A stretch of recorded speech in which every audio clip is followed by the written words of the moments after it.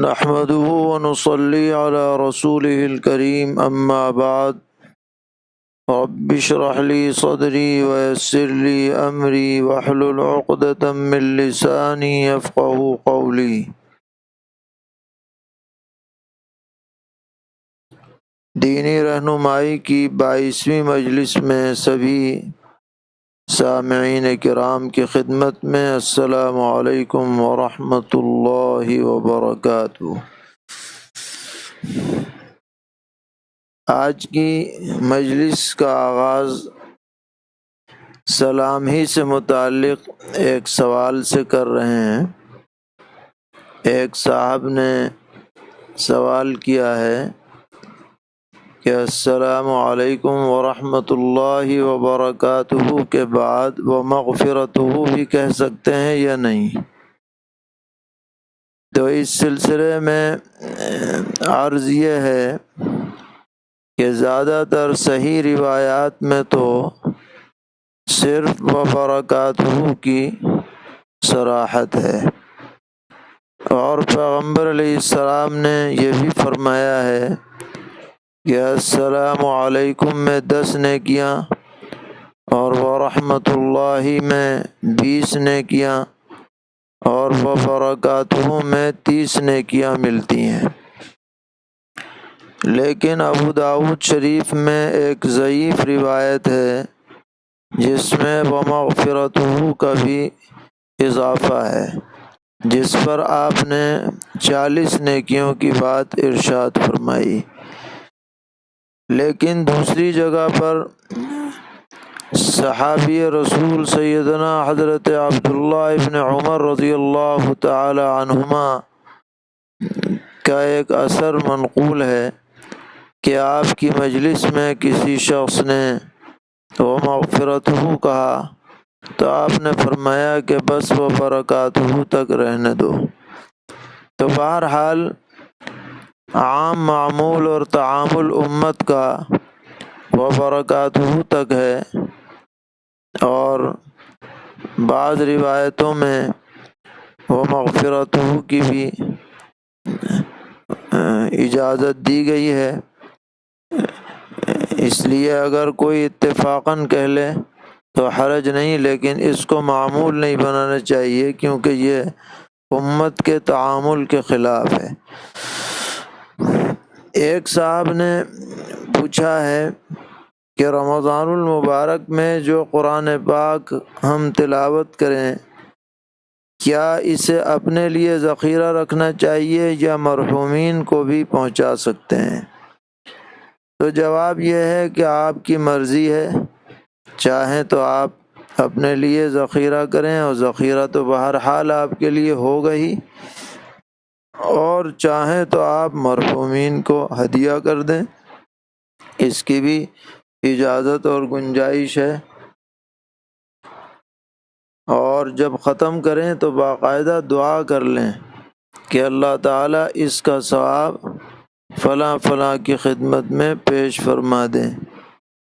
تو انشاءاللہ بعض حضرات کا تو یہ کہنا ہے کہ جس کے حق میں ہدیہ کیا ہے اس کو پورا حصہ ملتا ہے، اور بعض کہتے ہیں کہ تقسیم ہو کر کے ملتا ہے۔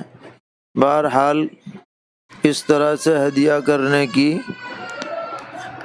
ہمارے نزدیک فقہائے احناف کے نزدیک گنجائش ہے۔ ایک سوال یہ کیا گیا کہ تراویح میں قرآن پاک کی تکمیل کے بعد کیا مٹھائی تقسیم کرنا ضروری ہے؟ تو جواب یہ ہے کہ ضروری کچھ نہیں ہے۔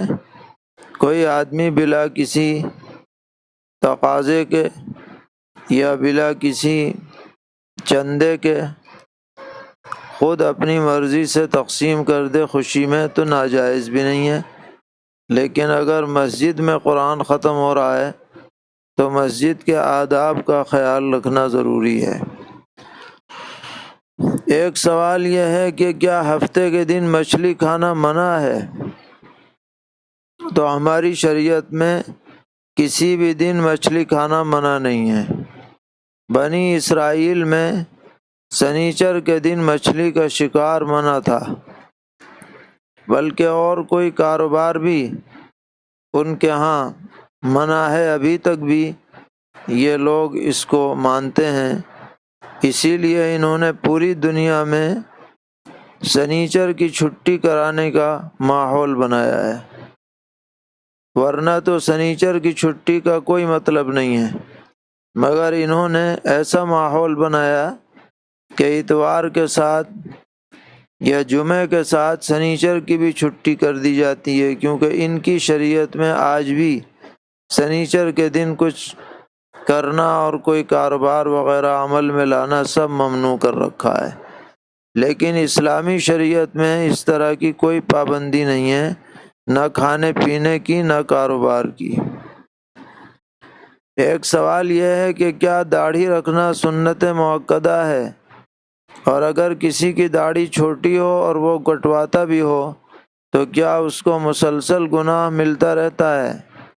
جواب یہ ہے کہ داڑھی رکھنا سنت سے ثابت ہے، لیکن چاروں فقہا کے نزدیک یہ واجب کے درجے کی سنت ہے۔ گویا اسلام کی ایک پہچان اور اسلام کے ایک شعار میں یہ چیز داخل ہے۔ اس لیے جو بلا شرعی عذر کے داڑھی چھوٹی رکھے گا وہ اس ترک سنت کا مستقل گنہگار رہے گا۔ شرعی عذر کیا ہو سکتا ہے؟ شرعی عذر یہ ہے کہ خدا نہ کرے کوئی ایسا بیمار ہو گیا جس کی وجہ سے ڈاکٹروں نے اس کو داڑھی رکھنے سے منع کر دیا، یا آپریشن وغیرہ کی خدا نہ کرے گلے وغیرہ میں ضرورت پیش آئی تو اس کی وجہ سے داڑھی کٹوا دی گئی۔ اس طرح کی کوئی بات ہو تو یہ عذر ہوگا۔ لیکن اگر یہ کہ بھئی لوگ کیا کہیں گے کہ داڑھی رکھ رکھی ہے، یا بیگم اسے پسند نہیں کرتی داڑھی کو اس لیے کٹوا دیا جائے، یا دوست احباب پسند نہیں کرتے اس لیے کٹوا دیا جائے یا چھوٹی رکھی جائے، یہ سب چیزیں شریعت میں عذر نہیں ہیں۔ ایک مسلمان کی شان یہی ہونی چاہیے کہ وہ سرور عالم حضرت محمد مصطفیٰ صلی اللہ تعالی علیہ وسلم سے ثابت شدہ تراش خراش، لباس، رہن سہن، ہر چیز کو سب سے زیادہ محبوب رکھے، پسندیدہ سمجھے، اور جہاں تک ہو سکے اس پر عمل کرنے کی خود بھی کوشش کرے، اپنے گھر والوں کو بھی اسی پر کاربند رکھے۔ یہ ہر مسلمان کی کوشش ہونی چاہیے۔ بہرحال بلا کسی شرعی عذر کے داڑھی کو منڈوانا یا داڑھی کو چھوٹا رکھنا یہ بالکل مناسب نہیں ہے، اس سے احتراز کرنا چاہیے۔ ایک سوال یہ کیا گیا ہے کہ ایک 12 سال کی بچی نے امتحان کے موقع پر 5 روزوں کی نظر مان لی کہ یعنی اگر میں پاس ہو گئی تو 5 روزے رکھوں گی، تو کیا اس پر روزہ لازم ہو گیا؟ کیا ہم اس کے بدلے میں روزہ رکھ لیں یا کفارہ دے دیں؟ تو جواب یہ ہے کہ نابالغ کی نظر شریعت میں معتبر نہیں ہوتی۔ بس اگر وہ بچی جو 12 سال کی ہے ابھی بالغ نہیں ہوئی ہے، اس نے جو نظر مانی ہے اس نظر کا پورا کرنا اس پر یا اس کے والدین پر لازم نہیں ہے۔ باقی جب اللہ تعالیٰ طاقت دے دے تو روزے رکھ بھی لے تو اچھی بات ہے، لیکن واجب لازم کسی پر نہیں ہے۔ ایک سوال یہ کیا گیا ہے کہ نماز پڑھ رہے تھے، تیسری رکعت میں وضو ٹوٹ جائے تو کیا کریں؟ تو وضو ٹوٹنے سے نماز بھی ٹوٹ جاتی ہے، البتہ اگر کسی کو اچھی طرح مسئلہ معلوم ہو کہ ٹوٹی ہوئی نماز وضو کے ذریعے سے دوبارہ کیسے اس پر بنا کی جا سکتی ہے، تو وہ بیچ میں وضو کرنے جائے اور وضو کر کے آ کر کے جہاں سے چھوڑی تھی وہیں سے پھر اسے دوبارہ مکمل کر لے، لیکن ہر ایک کو چونکہ اس کا مسئلہ اور اس کے شرائط معلوم نہیں ہوتے ہیں، اس لیے ہم یہی مشورہ دیتے ہیں کہ اثرینو نماز پڑھنی چاہیے تاکہ کسی طرح کا کوئی خطرہ ذہن میں نہ رہے۔ اذان کے بارے میں ایک سوال ہے کہ اذان کا جواب دیتے وقت حی علی الصلاۃ اور حی علی الفلاح جب مؤذن کہے تو کیا پڑھنا چاہیے؟ تو اس وقت لا حول ولا قوت الا باللہ پڑھنا چاہیے، یہ بھی حدیث سے ثابت ہے۔ اگر گھر میں نماز پڑھ رہے ہیں تو کیا اذان ضروری ہے؟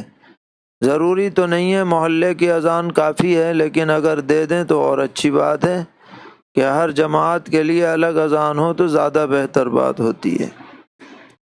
پوچھا ہے کہ میں نماز میں درود شریف کے بعد ربنا آتنا والی دعا پڑھتی ہوں اور اللہم انی ظلمت والی نہیں پڑھتی، تو کیا میری نماز درست ہے؟ ہاں، نماز درست ہے، کوئی حرج کی بات نہیں، چاہے یہ دعا پڑھو یا وہ پڑھو، نماز دونوں طرح درست ہو سکتی ہے۔ تراویح کی نماز ایک سلام سے 4 رکعت پڑھنا، پہلے بھی یہ مسئلہ آ چکا ہے، اس میں یہ تفصیل ہے کہ اگر دوسری رکعت پر قعدہ کر کے اتحیات پڑھ لی ہے اور سلام مزید 2 رکعت ملا کے اخیر میں پھیرا ہے تو یہ 4 رکعت تراویح کی شمار ہو جائیں گی، اور اگر بیچ میں قعدے میں نہیں بیٹھے اور سیدھے 4 رکعت پڑھ لی تو اخیر والی 2 شمار ہوں گی، پہلی والی باطل ہو جائیں گی اور اخیر میں سجدہ سہو بھی کرنا پڑے گا۔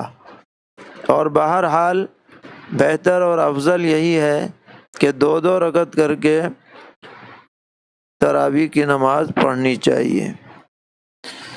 پوچھا ہے کہ ایک مکان کی نچلی منزل پر تراویح ہو رہی ہے، اسی مکان کی دوسری منزل پر مستورات جماعت میں شامل ہو سکتی ہیں یا نہیں؟ اسپیکر کے ذریعے آواز آ رہی ہے، اگر ایک ہی مکان کا معاملہ ہے اور نیچے بھی اچھے خاصے لوگ موجود ہیں تو دوسری منزل پر، اسی مکان کی دوسری منزل پر مستورات جماعت میں شریک ہو سکتی ہیں، امام سے آگے ان کی صف نہ ہو اور امام کی نقل و حرکت کا انہیں پتہ بھی رہنا چاہیے۔ تراویح کی نماز باجماعت پڑھنے پر بھی 27 درجے والی نماز کا وعدہ ہے، تو جو روایت ہے 27 گنے والی وہ مطلق جماعت کے بارے میں ہے، اس لیے تراویح کو بھی اس میں شامل کیا جا سکتا ہے، امید اللہ تعالیٰ کی ذات سے یہی ہے۔ گھر میں عورتوں کے ساتھ جماعت کے ساتھ نماز پڑھنے کا طریقہ کیا ہے، جبکہ 2 چھوٹی بچیاں بھی نماز میں شرکت کرتی ہیں؟ یہ چھوٹی بچیاں عورتوں کی صف میں کھڑی ہوں گی جو سب سے پیچھے بنائی جائے گی، اور عورتوں سے آگے مردوں کی صف ہوگی، اس کے بعد امام صاحب سب سے آگے کھڑے ہوں گے۔ قرآن پاک کے جزدان کو دھونے کے بعد اس کا پانی نالی میں بہانا کیسا ہے؟ دیکھیے، نالی اگر عام نالی ہے جیسے جس میں وضو کیا جاتا ہے، جس بیسن میں، اسی میں جزدان دھل لیا جائے تو اس میں تو کوئی حرج کی بات نہیں ہے، لیکن جو گندی نالی ہے، گٹر کی نالی ہے، جہاں پر نجاستیں خاص طور پر ڈالی جاتی ہیں، تو ایسی نالی میں اس جزدان والے کپڑے کو دھلنا یہ ذرا بے ادبی کی بات ہوگی، اس لیے کہ اس کی نسبت قرآن پاک سے جڑی ہوئی ہے، اور سب سے اچھا تو یہ ہوتا ہے کہ جزدان کو دھو کر اس کا پانی کیاری وغیرہ میں یا صحن، کھلے صحن میں ڈال دیا جائے، یہ سب سے اچھی بات ہے، لیکن اس کا موقع نہ ہو تو جو ایسی نالیاں ہوتی ہیں جس میں ناپاکی بظاہر نظر نہیں آتی اس میں ڈال سکتے ہیں۔ پوچھا ہے کہ سونے چاندی کے نصاب میں اتنا فرق کیوں ہے، برابری کیوں نہیں ہے؟ بھائی یہ بات چون و چرا کی نہیں ہے، کیونکہ یہ تو ثابت ہے نبی اکرم علیہ الصلاۃ والسلام سے، اور یہ فرق کوئی آج کا نہیں ہے، دور نبوت سے 10 گنے کا فرق تو پہلے ہی سے چلتا چلا آ رہا ہے، اس لیے ہم اس بارے میں کچھ نہیں کہہ سکتے، بس اس پر تو عمل ہی کرنا ہے اور یقین ہی کرنا ہے کہ سونے کا نصاب اتنا ہے اور چاندی کا اتنا ہے۔ اور جیسا کہ پہلے بھی بتایا جا چکا کہ موجودہ اوزان کے اعتبار سے 87.5 گرام سونا یہ سونے کا نصاب ہے اور 613 گرام یہ چاندی کا نصاب ہے۔ سوال ہے کہ مدرسے کے لیے جمع شدہ صدقہ فطر کا غلہ فروخت کر کے اس کی قیمت مدرسے میں جمع کر سکتے ہیں؟ جی ہاں، جمع کر سکتے ہیں۔ غلہ دینا بھی درست ہوتا ہے فطرے میں، اور قیمت دینا بھی درست ہوتا ہے، کوئی حرج کی بات نہیں ہے۔ ایک اور سوال اسی کے متعلق ہے کہ زکوٰۃ و فطرے کی رقم وصول کر کے ذمہ دار کی اجازت کے بغیر اپنی ضرورت میں خرچ کر لی اور پھر مقررہ وقت پر ہم نے وہ رقم مدرسے میں جمع کر دی، تو کیا ایسا کرنا درست ہے؟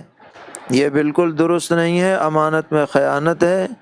گناہ سے توبہ کریں، آئندہ ہرگز ایسا عمل نہ کریں۔ جو رقم آپ کو ملی ہے اس کو محفوظ رکھیں اور اس کو اپنے ذاتی استعمال میں ہرگز نہ لائیں، اور اس کو جب مدرسہ کھلے تو مدرسے کے فنڈ میں لے جا کر کے جمع کریں۔ سوال ہے کہ شادی کی نیت سے خرید کر رکھے ہوئے زیور پر زکوٰۃ واجب ہے یا نہیں؟ اگر وہ بقدر نصاب ہے یا دیگر مال کو ملانے سے نصاب پورا ہو جاتا ہے تو زکوٰۃ واجب ہے۔ میرے ذمے 10,000 روپے زکوٰۃ واجب ہے اور میرے پاس 10,000 روپے کی ایک گاڑی ہے، تو کیا میں وہ گاڑی زکوٰۃ میں دے سکتا ہوں؟ دے تو سکتے ہیں لیکن بہتر نہیں ہے، اس لیے کہ فقیر کے لیے گاڑی سے زیادہ قیمت مفید ہوتی ہے جو وہ اپنی مستقل اور مختلف ضروریات میں خرچ کر سکتا ہے۔ لیکن اگر آپ صحیح قیمت لگا کر گاڑی دے دیں گے تو فی نفسہ ہی زکوٰۃ ادا ہو جائے گی۔ اگر کسی شخص پر زکوٰۃ واجب نہیں ہے تو وہ اللہ کے راستے میں کس نیت سے خرچ کرے؟ بس صدقے کی نیت سے خرچ کرے، اس کا نفلی صدقہ ہوتا رہے گا۔ پوچھا ہے میرے پاس 10 گرام سونا ہے، اس کے علاوہ چاندی اور روپیہ وغیرہ کچھ بھی نہیں ہے، تو کیا میرے اوپر زکوٰۃ واجب ہے؟ آپ پر زکوٰۃ واجب نہیں ہے۔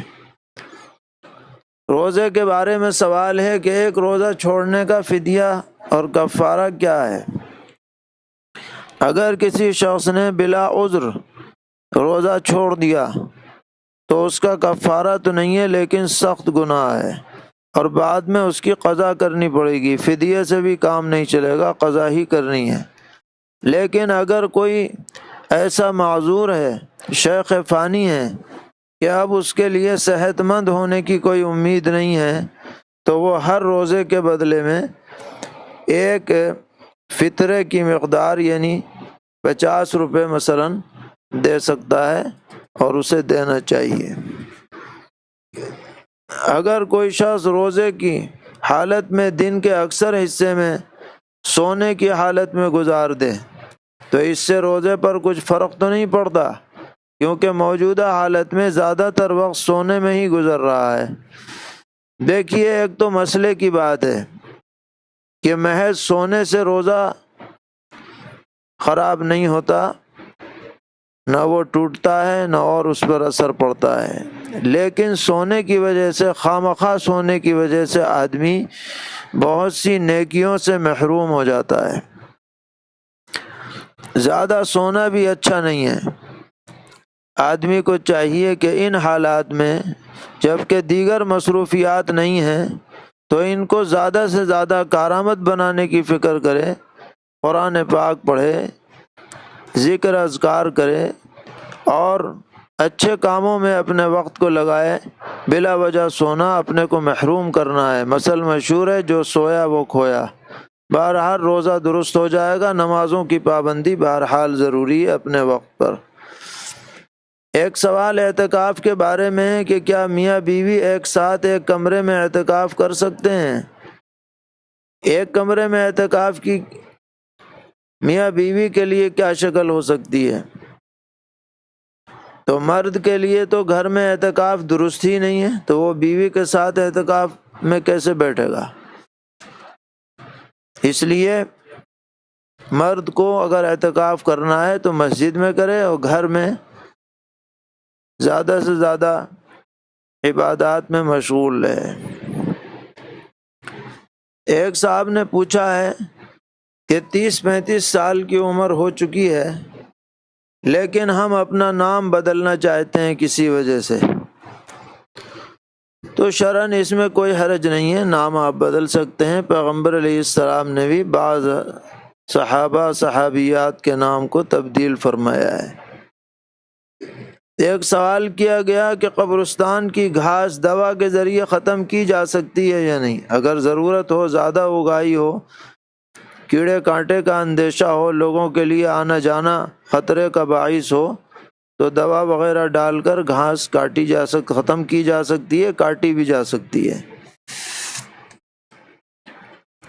آج کل وزارت خزانہ حکومت ہند نے معیشت کی درستگی کے لیے غیر سودی قرض کا اعلان کیا ہے، تو کیا اس طرح سے حکومت سے قرض لینا درست ہے یا نہیں؟ اس میں ایک ہی شرط ہے بس شرعاً، جس صورت میں سود نہ دینا پڑے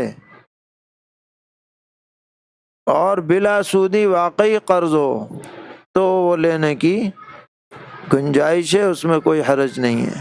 لیکن جس قرض میں سود دینا پڑے گا اس کو لینے کی شرعاً اجازت نہ ہوگی۔ تانبے یا پیتل کی انگوٹھی پہن کر نماز پڑھنا کیسا ہے؟ تانبے یا پیتل کی انگوٹھی جبکہ اس پر کوئی نکل نہ ہو، یہ مرد یا عورت کسی کے لیے بھی پہننا منع ہے۔ اسے پہن کر نماز پڑھی جائے گی تو فرض تو ادا ہو جائے گا، لیکن انگوٹھی پہننے کا گناہ ہوگا، اس لیے ایسی انگوٹھی نہیں پہننی چاہیے، نہ مردوں کو نہ عورتوں کو۔ ہاں اس پر نکل ہوئی بھی ہو سونے چاندی کی تو عورتوں کے لیے اجازت ہے، مردوں کے لیے وہ بھی اجازت نہیں۔ مردوں کے لیے صرف چاندی کی، وہ بھی 3.5 گرام کی انگوٹھی کی گنجائش ہے، اور کسی انگوٹھی کا پہننا مردوں کے لیے دنیا میں درست نہیں۔ ایک سوال یہ ہے کہ میسج کے ذریعے طلاق دینے سے طلاق ہوگی یا نہیں؟ جی ہاں، جس طرح زبان سے بولنے سے طلاق ہو جاتی ہے، اسی طرح یعنی میسج بھیج کے بھی اگر طلاق دیں گے تو طلاق ہو جائے گی۔ بینک میں ہمارے کھاتے میں سود پڑا ہوا ہے اور اس کو نکال کر صدقہ کرنا ہے، تو کیا اسی کو نکال کے صدقہ کرنا پڑے گا یا اپنی جیب سے اتنی بقدر رقم دے کر صدقہ کر دیں؟ تو جواب یہ ہے کہ اسی کھاتے سے اسی نیت سے نکالنا پڑے گا، جب ادائیگی درست ہوگی۔ اپنی جیب سے ادا کریں گے تو درستگی نہیں ہوگی۔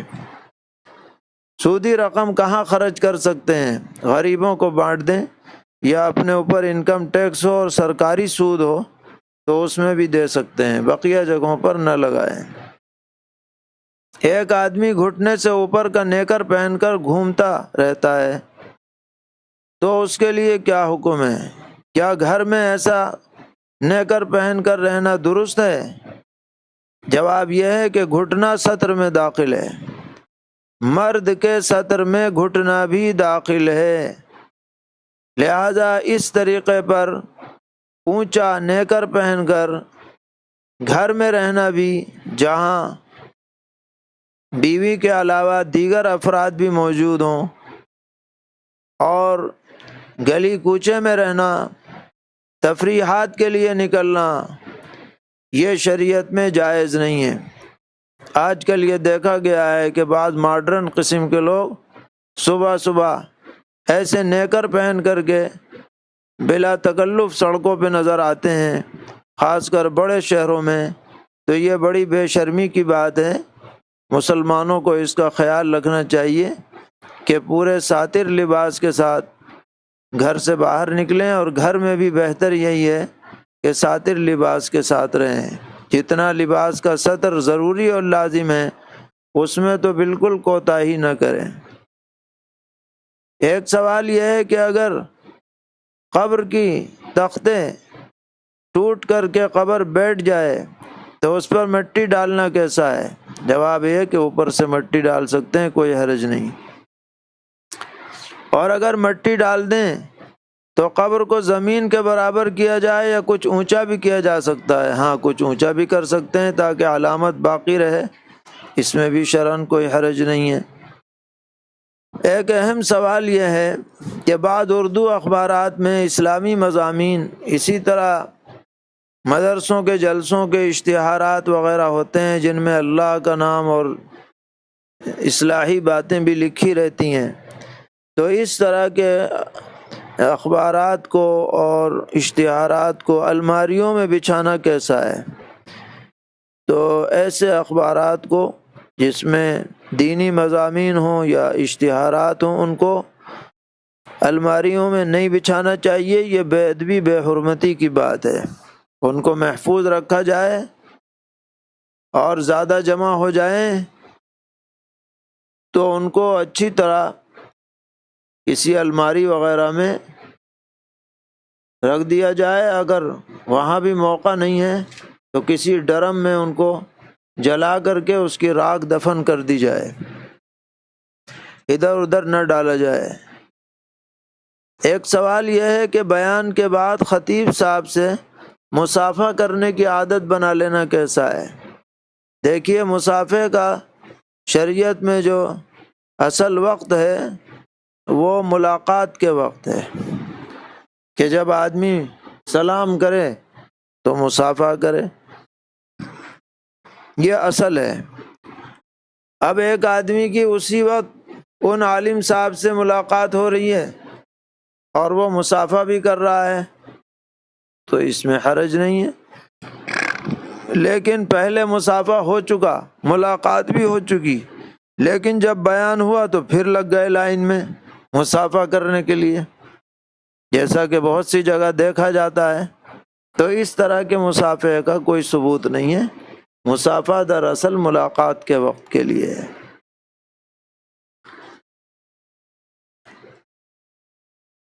ایک سوال یہ سامنے آیا ہے کہ احقر کا ایک بھانجا ہے جس کی عمر تقریباً 15 برس ہے، اس پر فالج کا اثر ہو گیا ہے، تو اس کے لیے کوئی وظیفہ بتا دیں۔ تو جواب یہ ہے کہ آپ سورہ فاتحہ کثرت سے پڑھیں 41 مرتبہ، اور اس کے لیے دعائے خیر کریں۔ وہ خود بھی اگر پڑھ سکتا ہو تو وہ بھی پڑھتا رہے۔ اللہ تبارک و تعالی اس کو کامل شفا عطا فرمائیں اور ہر قسم کی بیماری آزاری سے سب کو محفوظ رکھیں۔ وصلی اللہ تعالی علی خیر خلقہ محمد وآلہ وصحبہ اجمعین برحمتک یا ارحم الراحمین۔